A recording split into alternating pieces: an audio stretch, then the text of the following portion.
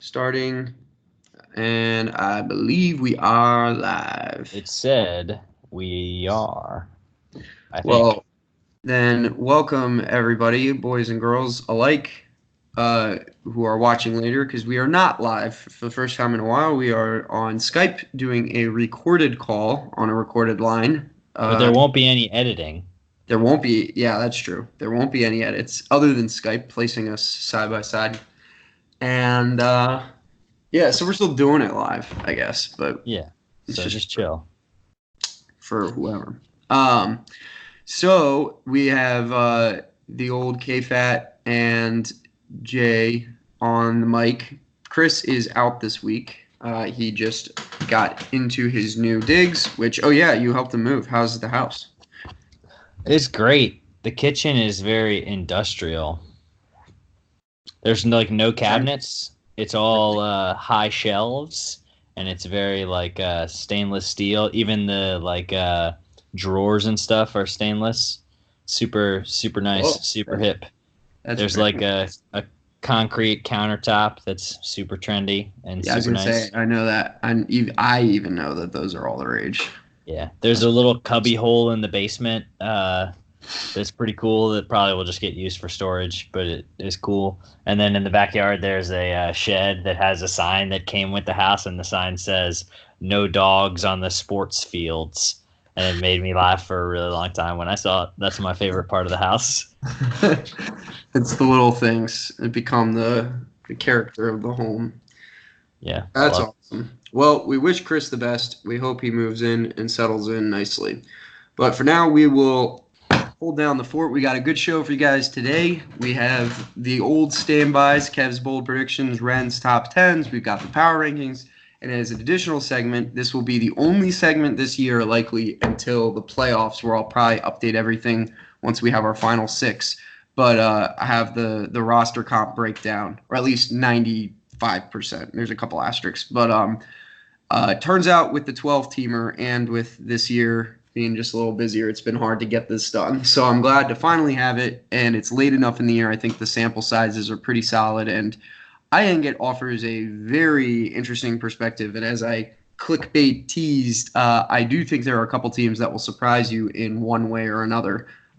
So we can dive into that.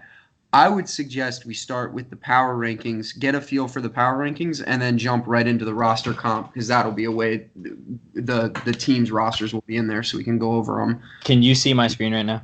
It can, yeah. So And is that it the power? Is it the power rankings? it is. Yep. Okay, So good cool. stuff. Yeah, this Skype thing's actually working out decently well. So not a whole lot of movement at the top. In fact, zero movement for the top four. Yep. Um, Pretty uniform, other yeah, than random few. First and second is absolutely unanimous, right. And then a which is little bit of movement elsewhere, but not much.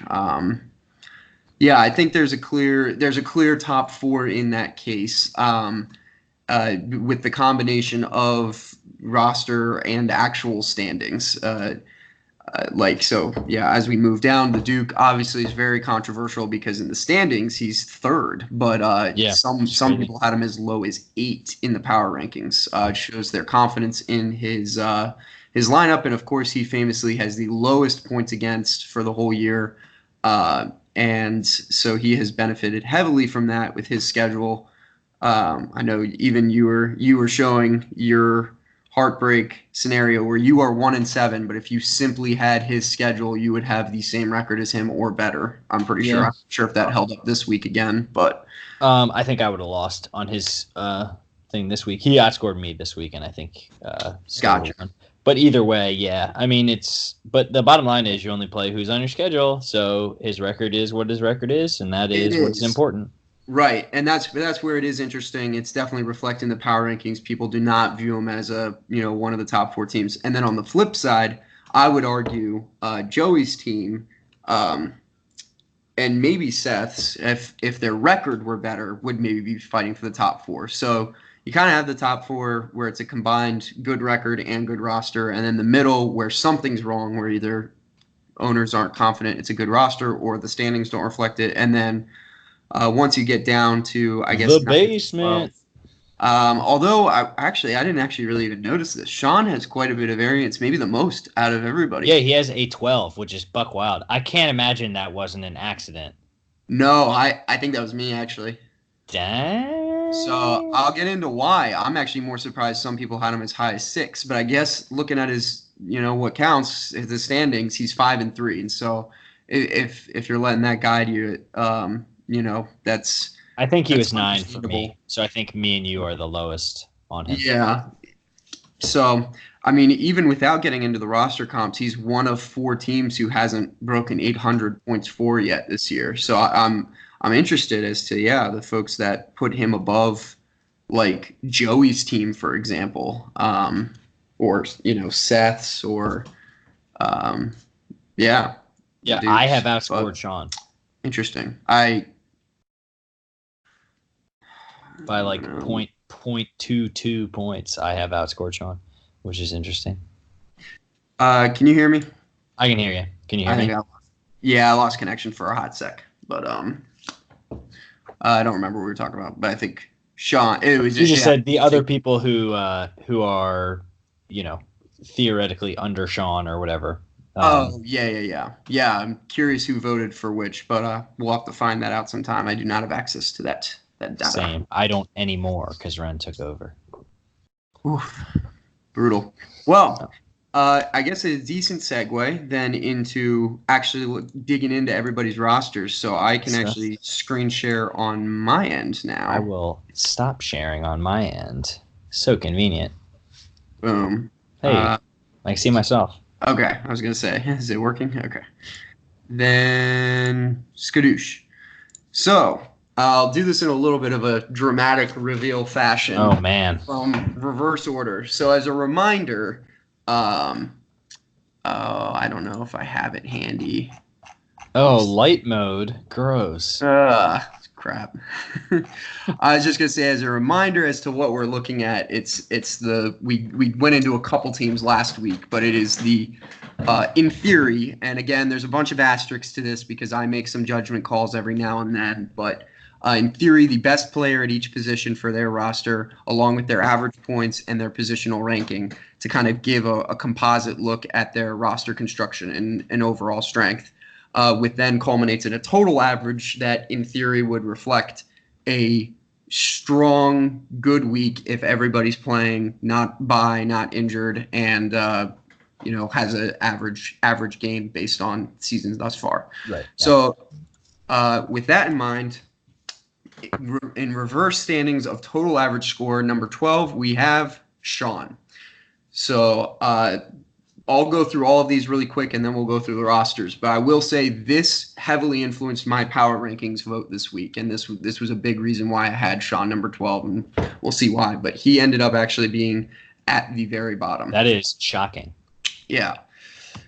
Next up, we have Topher. This was a surprise to me in the other direction, in that I didn't think he would be this low. In fact, I with the clickbait, someone is going to shock you with how high they are. Chris DM'd me and said he thought it would be Topher. So this is that's super interesting. double shocking.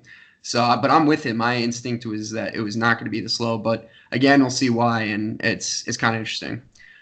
Then old Kev comes in. Pour one We'll out. see with the roster, but I think I think Melvin Gordon not panning out and Lev Bell not panning out definitely hurts. Then we've got Rich. So these are all, as you can tell, orange. These are all the guys that are under 110. So Rich squeaks in there as well. Nothing crazy surprising thus far, though Topher's a little bit, I guess. Next up, we have the Duke. So again, this is, I think I rated him 7th or 8th in power rankings. This is a big reason why his record is good. But again, sort of like you spoke about last week, smell test, if you just had his schedule, your team, which is near the bottom as well, would have a great record. So it's still very much been Duke benefited from a great schedule more than a great team. Next up, we've got John, really neck and neck with the Duke right there. Oh wait, I might have just screwed this up. You shared your screen again. I don't know. But I think it unshared your screen. Oh. I was gonna have the power rankings be side by side when you were Oh, failing, when you. but never mind. Skype doesn't want that, so reshare. Sorry. No problem. No problem. All right, I think I'm back live. Yeah, you are. You're good. Yeah, that would have been cool though, because the way that the Skype places them side by side, that would have been clever. Yeah. So John and Duke pretty much neck and neck in the two mid tier teams, and then we get to the top tier or the top tier besides Ren, which I'm sure everyone's excited to see that a tier of his own. Yeah. We've got myself at 119.04, just under. Joey, half a point ahead. Alec, half a point ahead, all nested very quietly. You'll notice there's a team we haven't seen yet. Chris at a couple points ahead. In second place, atop of everybody not named Ren, Seth Wheeler's squad. Buck wild. Absolutely buck wild, and it is not. It's not BS. I think I ranked him maybe 5th in the power ranking. There's only so high you can rank him with his standings record, but he's 2-6. Yeah, his squad is the absolute real deal, and we'll get into it when we look at the actual zoom in on it. But I actually think there's an argument to be made. I know we've talked about Joey being pretty unlucky this year, you being pretty unlucky this year, me to some degree in the earlier part of the year being unlucky. But I actually think Seth may have us all beat, and I'll get into that with the actual roster snapshot. But his team is actually, I think, a juggernaut at this point, but it may be too little too late. And he also has one of the toughest schedules remaining, which is very unfortunate. But the two all didn't read, even though we'll get into it, is Seth's squad is full of late bloomers that just did not come alive until too late. But then there's the big 33 points between first and second. Almost 160 points on a good average week, which I think passes the smell test in with how many times Ren's broken 150. Yeah, spoiler alert. Holy moly. This is a tier of its own. I don't think we've ever seen anything like this it's filthy. Yeah. As long as I've been playing anyway, where one team is in this much of a tier of its own. And obviously, we'll get into why, but I'm sure you can guess the Patriots play a huge role in that. But I mean, even still, obviously, McCaffrey, Lamar Jackson, Chris Godwin. Legitimately, on any given week, he could have 4 to 5 players that finish number 1 at their position. Exactly, and that is pretty impenetrable right now. It is filthy, yeah. So Ren is certainly far and away one. It's his league to lose, as we've all been saying. But come playoff times, any given Sunday, things can happen. And as we get closer to the playoffs, I'm sure we'll dial in on actual schedule and playoff matchups and start to see if we can poke holes in Ren's team. But for right now, it does pretty much reign supreme. Yeah. So now we can dive into the actual individual teams to get a better look. We'll do these pretty quick. There's 12 of them, but here's Sean's as a quick lot of yellow snapshot. Exactly. So really what it comes down to is, Mahomes is elite, and then that's about it on his squad. I think you can make the argument Tyreek is obviously more valuable than where he is and could continue to pop. Yeah. But also Mahomes just got injured. That might, create some problems, and he's definitely volatile. He's shown that in the past, but I mean his running back situation is just bad. I mean, to be blunt, if your RB1 is like a back end RB2 and then your RB2 is a bench flex maybe, there's just not much. There's just not much here. I have hope with David Montgomery, but yeah, I mean he's only shown he needs to have sustained success. But last week he performed for the first time all season. Yeah, Nagy because he got the volume finally. Yeah, and the talent's there and the line's there if he gets them, but even still that plugs one hole of absolutely problems. Yeah. So sort of tricky, but what's the deal with DST and kickers and these things? Yeah, so huge. So kickers, everybody is at 5, and I have no qualms with doing that, given how not volatile kickers there are. There are literally like 12 kickers averaging. If you're not getting 5 out of kicker every week, you're just unlucky, basically. Defense. This is admittedly just because I ran out of time. That is the most labor intensive to get because I have to, for streaming people, get everybody's average. So I did the same sort of treatment as kickers, and the just standard average for the most part, plug and play, is around 8. The one exception is for the rosters that have the two outliers, the Pats and the Patriots. 49ers, I Yeah. gave them the full, plug and play points because they're not streaming. But for everybody else, I just did 8. So keep that in mind. Admittedly, if Chris comes to mind actually as someone who's done tremendously well streaming defenses this year. So you could argue his roster gets a bump since he's been doing that. But I didn't get the actual data. I'll definitely do it for the final 6 when the time comes. But yeah, I forgot to bring that up. So good point. But so yeah, that's Sean's squad. Mahomes is a stud, and unfortunately, just not much else. Next up is Topher. Yeah, so Topher, honestly, it really just comes down to quarterback. He's been plug and playing Phillip Rivers, who's below stream quality at this point. I think he would be better off plugging in, Ryan Tannehill type thing week to week. Sure. And just the way that quarterbacks are, because there's so many points involved. I mean, if this was 23 instead of 17, he'd be at, 112, 113, that solely would take him close to the mark. But outside of that, I really do think he's got a decently strong squad. I think he is in the top tier of running back situations. Yeah, it's unbelievable. He, Ren, and myself, I think, have the 3 best running back situations. And yeah, this is going to be rock solid the rest of the year, barring injury. Although both of them have proven to be injury prone. Well, not injury prone per se, but you never know what could happen. You just have to wait and see. But yeah, what stands out to me is Zach Ertz being green and how disappointing that is. Because if you have 3 blues on your squad, then theoretically you're in pretty good shape and can kind of mask a lot of weaknesses elsewhere. Yeah, but he can't because Zach Ertz has not performed this season at all.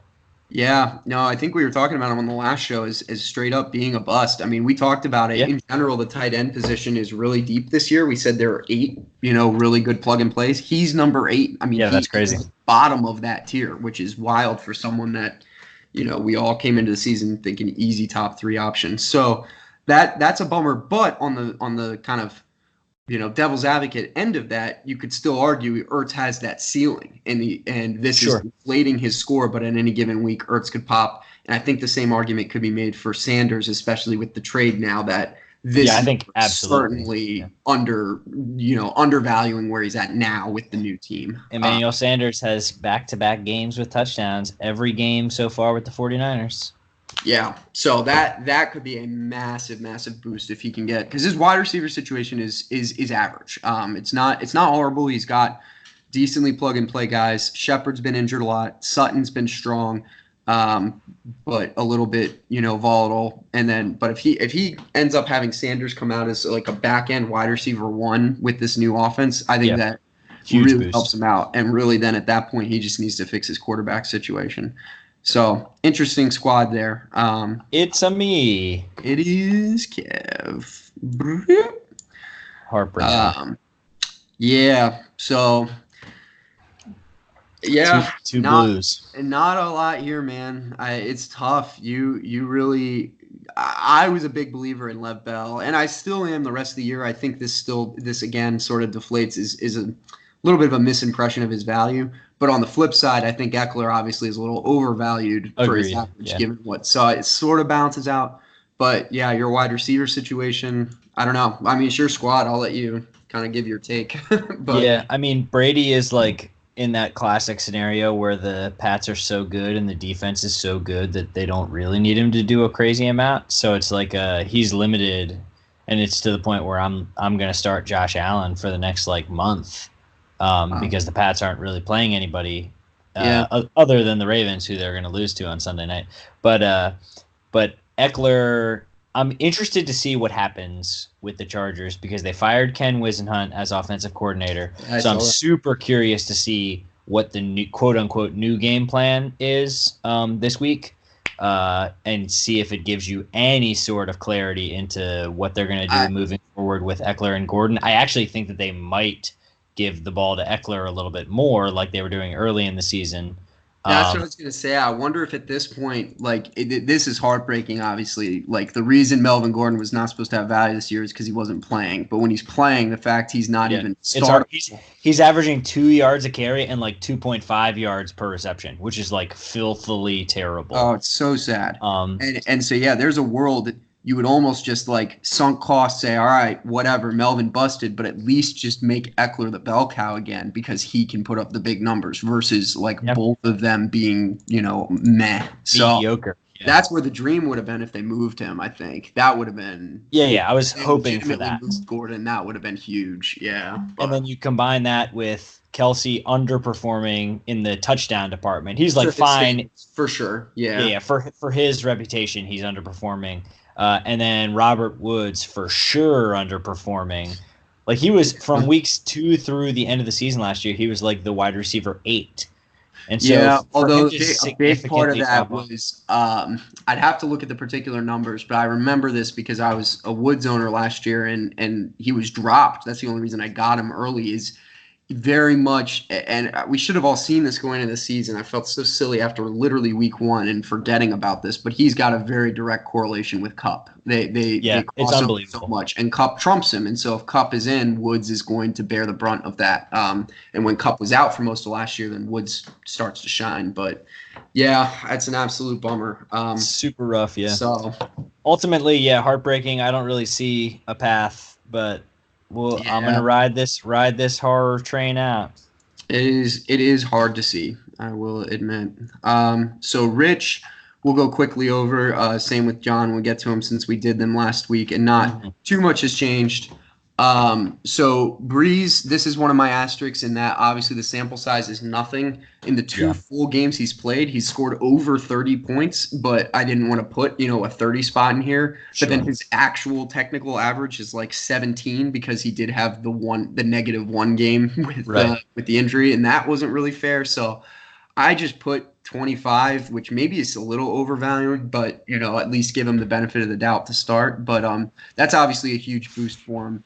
But outside of that, I'd say he's very much like a Sean situation where he's got one stud in Waller, and then everything else is pretty gross.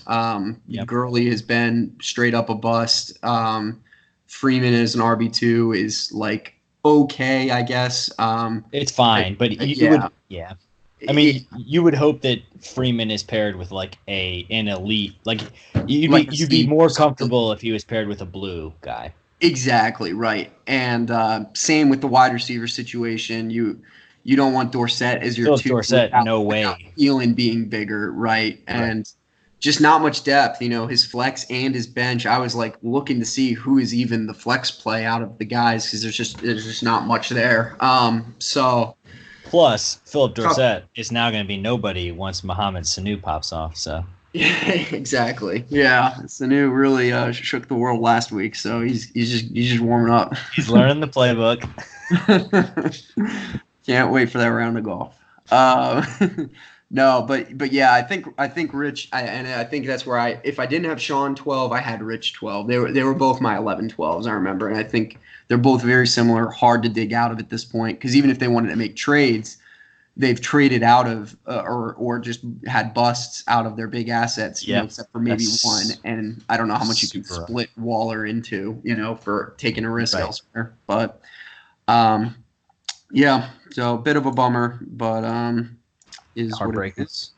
So Duke, remember this team is like 6-2 or whatever. Yeah, unreal. So, and Millie has some things going for him. The MVP of the league, Aaron Rodgers. It's true. And honestly, A-Raj, he hasn't even started in the last couple weeks. Like, A-Raj, out of literally in the last couple weeks, has popped off, and he went ahead and it's committed to him, and, that's now going to be a boom. And then Kupp is a bona fide, hyper stud. Super stud. And then I think it comes down to injuries a little bit. I would say Johnson is a very solid RB1. I was surprised to see he was 11th. I thought he was a little better, but I mean, you'd be fine slotting him in every week. Oh yeah, it's healthy. But Sony Michel, again, a little suspect, but if you've got a good RB1, it's not terrible. Lockett's a great wide receiver too. He's amazing as a wide receiver too. Yeah. Borderline blue. Yeah, because I forgot to explain the Blues. The Blues obviously is the top 5 in the position, but if it's in a second slot, it's just if you're in a tier higher. So, for example, if Lockett was the 11th wide receiver, he'd actually be a blue because for a wide receiver 2, that's worth a blue in my mind. It's very subjective, but I think that's kind of fair. the system I did. Yeah, Because it's quote unquote better than what anyone else in the league would want to start as their wide receiver 1 or whatever. Exactly. Right. Exactly. I think it's a fair system. It's a top 5 position. Yeah. He's got Hawk in his tight end position. He just picked him up, right? I feel like he's been super streaming. He's essentially streaming, and it was the same sort of thing. I was like, I could go get the weak scores, but I just picked, everybody like Jason Witten, Hawk. They're all in this region. It's around 650, so I just took the number of who he had. You want to know what's crazy about Hawk? If you take away week 1, he's tight end 40.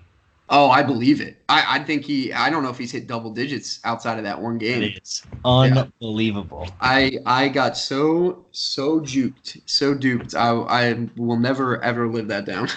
I was very sad. He's not the most spent player, so you're fine. It's true. He won't come back to haunt you. And then Matt Breida. He's going to get hurt, but he's going to score touchdowns because San Francisco just rushes the ball a billion times and they run for 1,000,000 yards. Yeah. But with Tevin Coleman taking over, who knows where that goes. Also, Breida is super brittle and always gets hurt. I'm as I'll show or talk about later, I guess, with Seth's squad, but I am a big believer in Tevin Coleman, actually, and it's for a lot of what you just said. I think Breida's fragile. But one thing I'll mention, last thing with Duke's squad, because he's not pictured here because his score was too low, but I almost put him into the flex because I know Marvin Jones is – I know his score is high, but obviously that's very outlier because he had that 5 touchdown game. He's very boom bust, but and borderline droppable. But he does have Joe Mixon on his roster, and he's obviously been horrible. But, biggest bust. Yeah, but there's still some star power there. It's worth at least a mention as sort of a X factor, I guess. His starting running backs were supposed to be DJ and Joe Mixon. And Mixon, which was right? To be amazing, and then oops. Yeah, I was big on Mixon going into the season, really, too. But all right, so now we get to jump a tier. So it's technically my turn. J-boy, what do you have to say for yourself? So I have to say I'm very glad Rich dropped Carson Wentz. Wait, he dropped Carson Wentz? I was about to say, how the heck is Carson Wentz on your team? I can't believe no one mentioned this in the fab stuff this week. I dropped almost the rest of my fab on him because I would have been a Topher otherwise. I would have had like Sam Darnold averaging 17 points or my streaming score, which would be probably about the same. And Carson Wentz, who admittedly this is underperforming given where we all thought he would be. I was high on him being very good. But looking at his schedule, he gets really juicy towards the playoffs in the back end, and his schedule has been tough on the passing game early in, and he's got a pretty good floor. Like I'm very happy. This filled a major hole for me. I think we'll see, but outside of that, obviously my biggest strength, which seems to be sort of my bread and butter every year. It's just what I gravitate towards for building a team, but is the really strong, deep running backs. So Jacobs and Carson are both borderline RB1s, and they're great. They're my 2 in flex. And then obviously Dalvin Cook turned out to be a hyper stud, which very much benefited me. But unreal. And then I would say, again, I don't have a major weakness outside of tight end, which is bad, admittedly, but wide receivers are good. Not, there aren't blues in there, but, Keenan Allen, if either of them climbed back up into the top 12, I'd have 2 top 12 receivers, which would give me a blue wide receiver 2, which is good. So decent stuff there. Yeah, I'd say legitimately now realizing that you have Carson Wentz, which I'm realizing now, legitimately your only weakness is tight end. And the fact that your running backs are so strong kind of totally makes that irrelevant. Right. And again, with tight ends, being the difference between Ebron and Zach Ertz isn't actually even that crazy. Yeah, which is unreal. A little bit wild, but yeah, it is what it is. So, and then, I got some decent depth with Gallup. And then obviously my sort of X factor is AJ Green is finally coming back after the bye week. And, but he's going to have a rookie quarterback to throw to him. Yeah. So that I am interested to see that, but, I wouldn't say Dalton's too hot of stuff, and I would trust AJ Green still to produce. But I think so too. I was positive AJ Green was getting traded on Tuesday. big sane. Yeah, they must have all the confidence in the world they're going to re-sign him, because otherwise they're absolutely idiots to not trade him. I think the answer is that they're just idiots. Really? If I'm being honest, I was reading a lot into it because I was curious, and whether I should be trying to move him or keep him or whatever. But the consensus seems to be he actually really loves Cincinnati. They love it, they understand how he is hyper fans and everything else, and they may just pay him just to even if they're not going anywhere. Just I think there's a chance that happens. Just to compare them to the Redskins for sticking the dagger into your heart. They are both teams that didn't make any moves, and I think that, and they're both teams that are terrible, legitimately two of the worst three teams in football, and I think that the motives behind the lack of moves are different. This is me armchair GMing, but I think that the Redskins front office and ownership legitimately just don't care.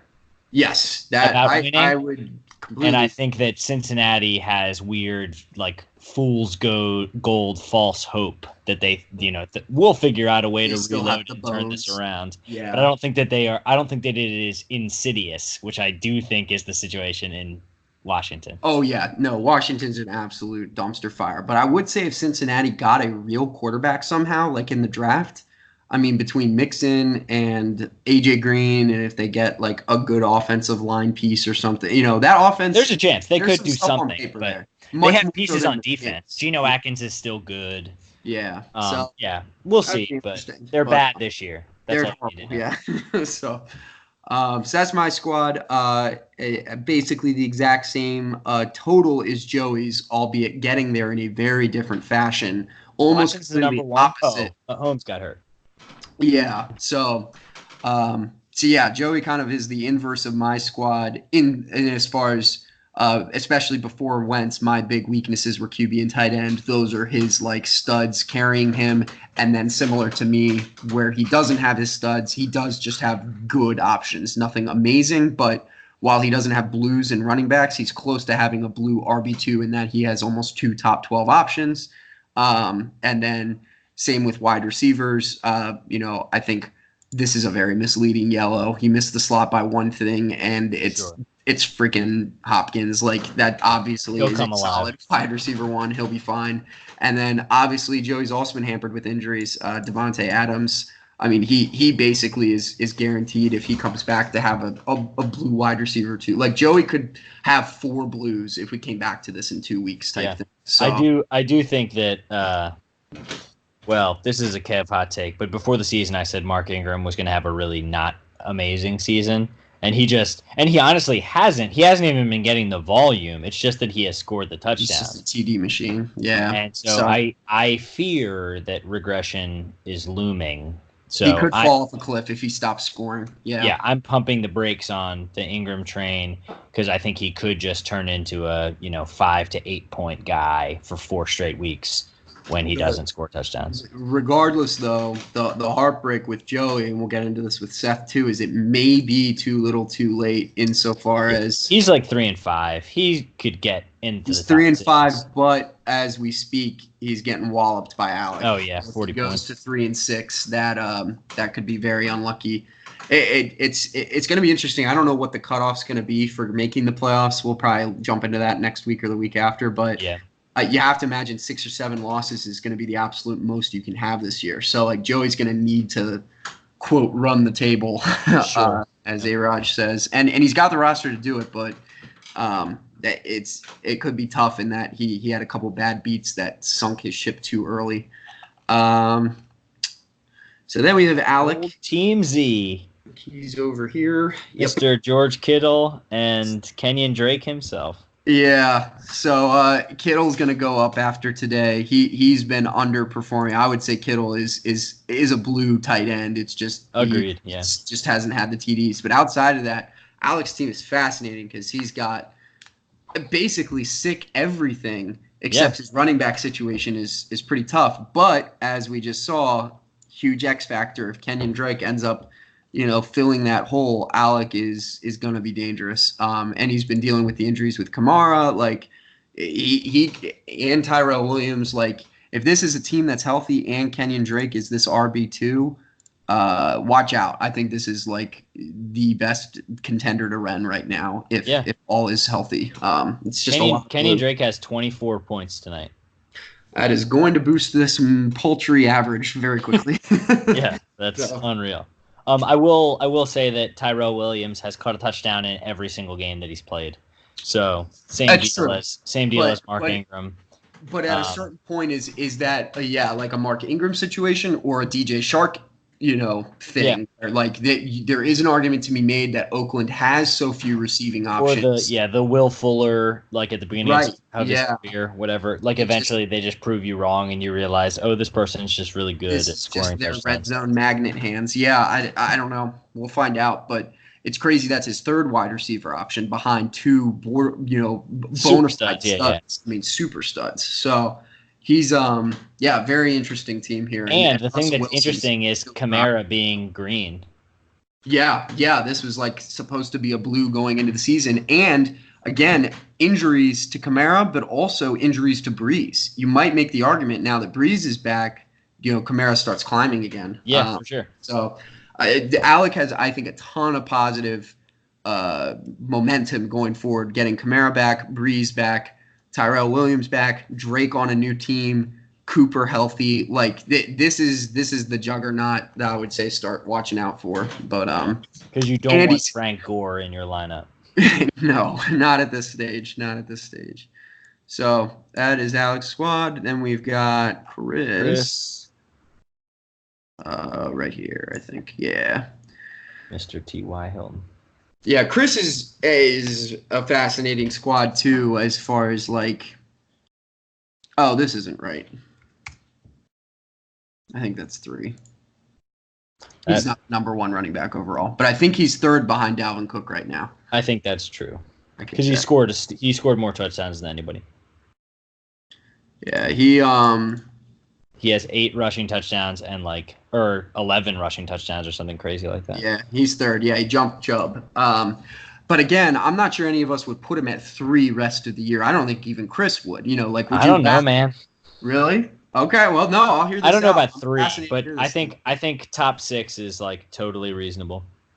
Top 6 with the understanding he'll finish top 6 because the average has already boosted him, or if this season reset now, he'd be top 6 from here to the rest of the year. I think there's a chance that's the case. Wow. Yes. I would definitely not do that. But remember that I think Aaron Rodgers is going to be the MVP, and I think that the Packers are going to go to the Super Bowl now. Yeah. Well, it could happen. I all that being said, I think his RB2, Jamal Williams, could be a big reason that it slows down Jones. I would say that Jones is still fine and that Williams fades, but well, we'll see. The biggest thing is definitely Jones getting involved in the passing game. We talked about it a little bit in chat. Yeah. Aaron Jones has become Christian McCaffrey. I literally, when I typed it, I was gonna put CMC light, and then I went and looked, and it's like he's actually Christian McCaffrey over the last few weeks. Like he legitimately is their leading receiver in targets, receptions, touchdowns. And then obviously is their leading rusher. All that being said, Devontae Adams was still out. Exactly. So a lot of variables. Yeah. And that's where, that's where again he's going to be good, but I would definitely fade him down in that for the rest of the season. I'd much rather have Saquon, Fournette, Zeke, all those guys over him, as well as your top tier guys like Dalvin Cook and CMC. But time will tell. Time will tell. If he finishes, let's put it this way, if he's top 6 for the rest of the year, if the season reset now, Chris is going to be in great shape. Because that was a big time trade then in that case. And then his wide receiver situation, obviously Mike Evans is crushing it, but in a boom bust fashion, sort of like Tyreek from last year. But you're never going to be mad starting him for the most part unless he lays the goose on you. But Ty has had some injury problems. Ty's been Ty. He's did exactly what he did last year. He's standard. Sneakily reliable back-end wide receiver 1 with a little bit of injury trouble, but he's super good, and as a wide receiver 2, that's going to be super blue. Hunter Henry. surprise hyper stud. This is admittedly a small sample size with the injury, but I would not have any problem slotting in Henry every week. I think he's a must start at tight Yeah. end. But I am curious. I mean, I would absolutely start him this week, but the same thing with Gordon and Eckler. I'm curious what the OC is going to do. What's Wizenhunt going to do? Yeah, that might have an effect on Keenan as well, who's faded fast for me. That would be interesting. Also, Juju has looked okay. The Steelers' offense has kind of come alive in terms of they seem like they are doing some stuff. What is interesting, though, is that since Mason Rudolph took over or whatever, the stats for Juju and the stats for Deontay Thompson or Deontay Johnson or whatever his name is are almost identical. Deontay has been a target of his a lot. It's true. And I think he's still unowned, actually. I think he's still on waivers. I think he is too. Yeah, I'm almost positive. Which is interesting because he's got big play power more so than Juju even, I would say.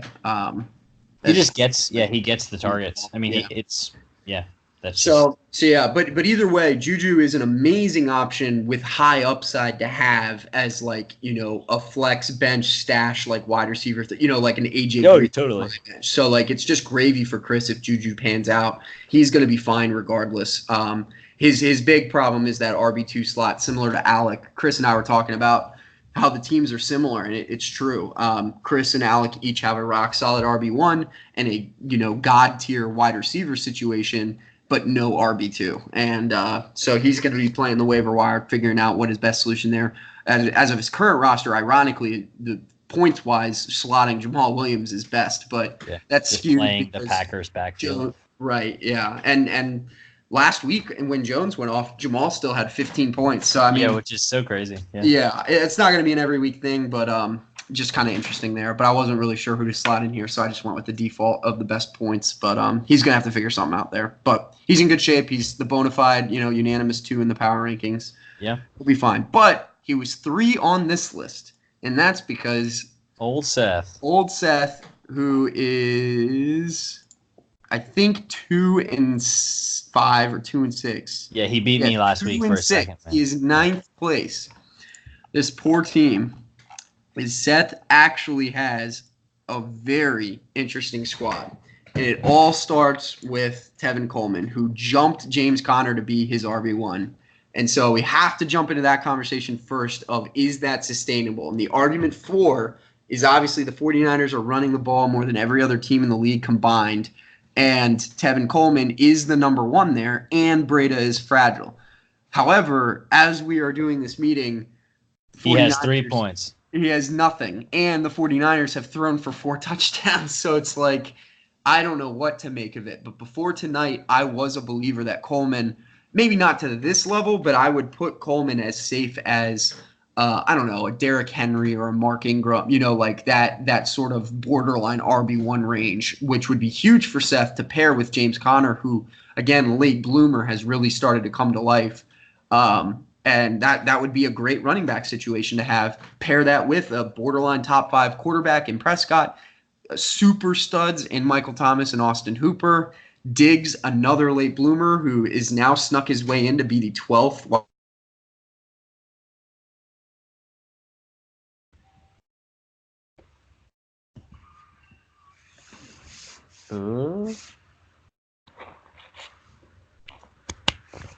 Did you freeze?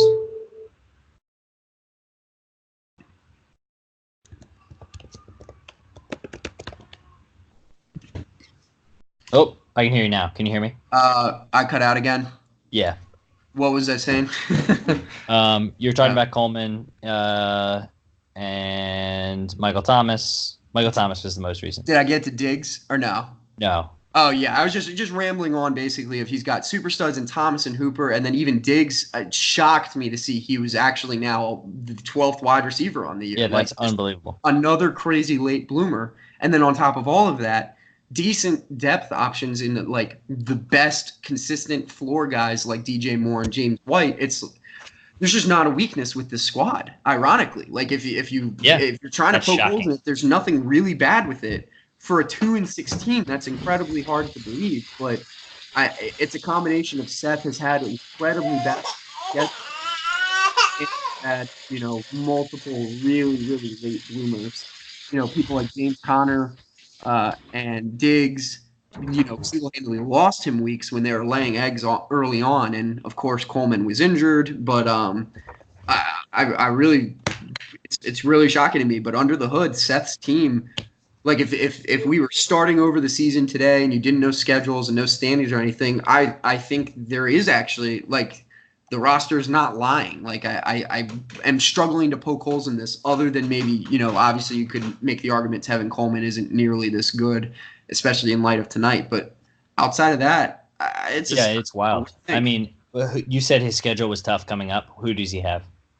Yeah, that's what's really tough. Is I was like, well, he had to have already the worst schedule behind him to get there, but he didn't. He laid eggs when he shouldn't have against the bad teams. So this week's he's got Ren, and so 7 losses might be he might be in the grave after this, which sucks. And then if he does, then he's got Chris next week, 7-1. Chris's juggernaut team, and then even after that, then I think he has. Oh, okay. Joey, which is a tough team. It's certainly no walk in the park. And I think he has me. Yep. And then he has me. Like, he does not play a bottom 6 team until Sean in the last week of the regular season. So that is incredibly brutal, given how good this roster is, honestly. Yeah, that is unfortunate. But whatever. He just got to get it done. Yeah. So he sits atop this tier, but then now we get to here we go. Ren, get excited. You get to see your God Squad in the flesh and just how blue it is. Yeah. And this is one slot off of being blue, I might add. And this is 0.03 off of being blue, I might add.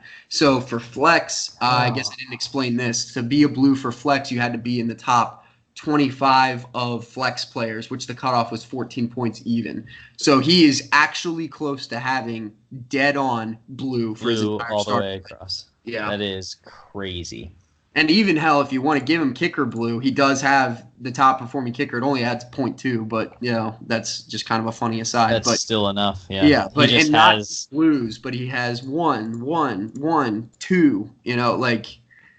And this is essentially 1 as far as an RB2. That's ridiculous. Yeah. I think you could argue Shark. I'm not sure you'd rather have him than someone like a Diggs or a Galladay or Keenan Allen, but he has shown the upside, and I think he's done enough that he's earned the position he's at. But absolutely insane. That's unreal. Yeah, there's not much to say. There is. Yeah. And the New England is like such an outlier that it might as well be a different color than blue. Yeah, right. Yeah, what can we make this? Clear or something. Yeah. A lighter blue. Yeah, I don't know, but it's insane. So we haven't even looked at Ren's team in a while because in the power rankings there is no point. He's won week in, week out. We know his team is great, but it is interesting to kind of see a visualization of just how much of a tier of its own this squad is in. So yeah, it is filthy. Just looking at the averages there, the number of dudes that average like 20. It's unbelievable. It's insane. Yeah. Yeah, when you look at the running backs averaging 45 points between his RB1 and RB2, and you take even me, a solid running back situation, it's 36. And I've got Carson as the third, which is great, which Ren doesn't have, but that's it's beside the point because his wide receivers are like that, his quarterback's like that, and then Edelman's a solid flex. So it's and then his defense is like that. And then the defense, the difference between his defense and the average is like having a third running back as just an extra. Unbelievable. Yeah. So can't say enough about Ren's squad. It's sick, and we're gonna have to see how we can tear him down before the playoffs come. But, not gonna happen. But that concludes this lengthy segment, but super fun and glad I could finally get it done. It's a super good insight that it's frustrating. There's not an easy way to see this with Yahoo or with the power rankings. We knew a lot of it looking at rosters eyeballing, but it's cool to see once and for all. Seth's squad was definitely the big surprise to me, but Yeah, that's shocking, Yeah. truly. But unfortunately, a victim of underperforming early and possibly difficult schedule later. But we'll see with Seth's. Indeed. So Um, I'm gonna stop screen sharing here. I imagine we will want to jump into one of the other segments, but I'm gonna actually look for a charger quickly here. Alrighty. Yeah. I can screen share and we can do the weekly challenge. Yeah. And I Because think that's easy. you can do sound on your screen share with this Skype thing. Surprising. I have no idea if that's true, but we can try it. Can you see my screen right now? I can. Yeah. Okay, so we got weekly challenges. As we see, Chris won last week in the biggest blowout. Thanks in part. And this was the heartbreak one. Because this is because Alec did not have Kamara handcuffed, right? And Yeah. Chris So it's had Latavius went ham for 32 points against a Kamara-less Alec team where he had Frank Gore and Rex Burkhead starting. Insane.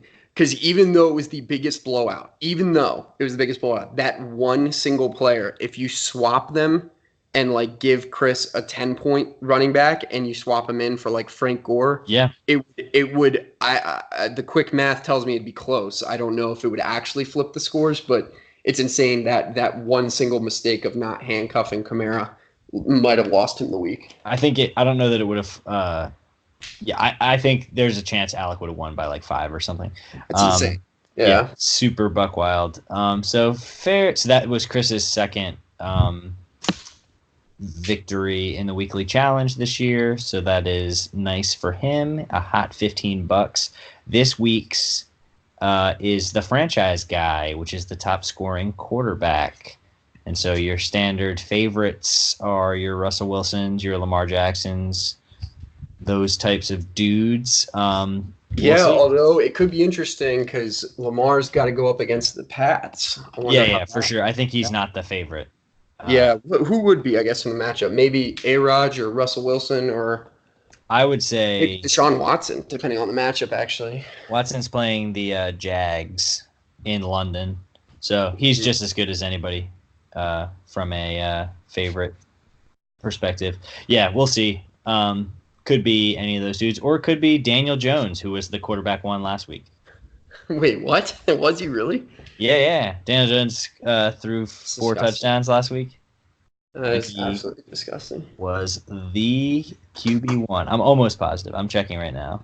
All right, my laptop's going to die in case I drop off. I'm frantically looking for my charger, but I don't. Daniel Jones scored 36.18 points last week and was number 1. Deshaun Watson was 2. A-Rod was 3. So there's that. All right, well, if you're going to die, then we can do Kev's bowl predictions real quick. And I think I'm going to die in literally like 30 seconds. Well, my video is 1 minute and 30 seconds. Okay, yeah. Let's jump into it. Maybe we can squeeze it in. All right, let's do it. Go. All right. Can you hear me or no? Or can you hear it? Can't hear it, but that's fine. I normally don't, so. Cool. Last week's predictions, Aaron Rodgers throws for 4 touchdowns. Was wrong. He threw 3. A 4th one was called back. That's the rock bottoming somebody into a pile of dog poop. That was definitely a close but no cigar, especially with how good Green Bay looked as the whole. The Jets lost, and Sam Darnold was terrible. That was a double wrong for that prediction. Yeah. McCaffrey outside the top 12 didn't happen. He was running back 5 because he's too good. But this is a double rock bottom. Pretty good. And Melvin Gordon finally gets 10 points. No. And he did. Oh, he got the touchdown. That's right. But he still got it. And so I'm 5 for 25 for the year. Not great. This week, prediction 1. Say Melvin Gordon gets 10 points, by the way. That's like. The Jags beat the Texans, and Gardner Minshew is a top 10 quarterback in London. Dang. That's prediction 1. Prediction 2. There is a stack of that prediction. Also, the Scooby-Doo theme song is playing right now because it's Halloween. Lamar Jackson is going to lead the NFL in rushing for the week. Holy crap! Well, that might make him QB1. Wait, hold on, pause for a second. Why do you say that with the Pats particularly? I no real reason other than I just wanted to run wild. There's no deeper meaning or science behind it other than I am gonna try and watch that game. I think that is gonna be the must-watch matchup of the year for the regular season. Prime time. You're going, right? Yeah, I'll be there, so it'll be fun. I'll do a live stream. I'll do a live Skype recording. And then prediction 3, which is a stack on prediction 1, is that DJ Chark is the top 8 wide receiver this week. And he's been underperforming for the last 3 games, so I think he's back. And that's it. And then I forgot to add it to the video, but prediction number 4 is that Mohamed Sanu weekend is involved in a, let's define it as weird touchdown pass. So it can be either Mohamed Sanu, if he just catches a touchdown, this doesn't count. But if he throws a touchdown pass or runs for a touchdown, or throws to somebody else who throws for a touchdown. Yeah, or if somebody who isn't Tom Brady throws him a touchdown. Oh, okay. So if Edelman throws Sanu a touchdown, I would count that as him being involved in a weird touchdown. So that's my 4th prediction is Mohamed Sanu scores a touchdown in an unconventional manner this week. We definitely need him to pop off to raise that average up. It'll be fine. Don't worry.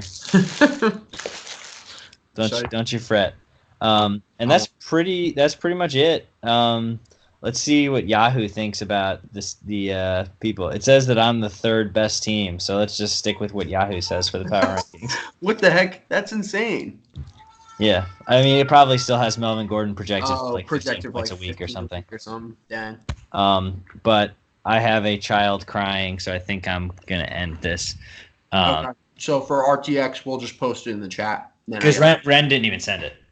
I thought he did.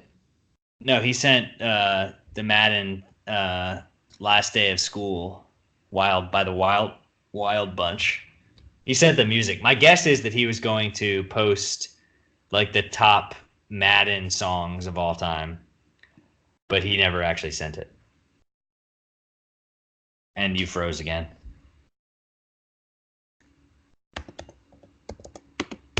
Can you hear me? Can you hear me, God? It's me, Margaret. It still says it's recording, so I can't wait to see what happens. Oh, your computer died. All right, I wonder if the recording also died. I can't hit stop recording.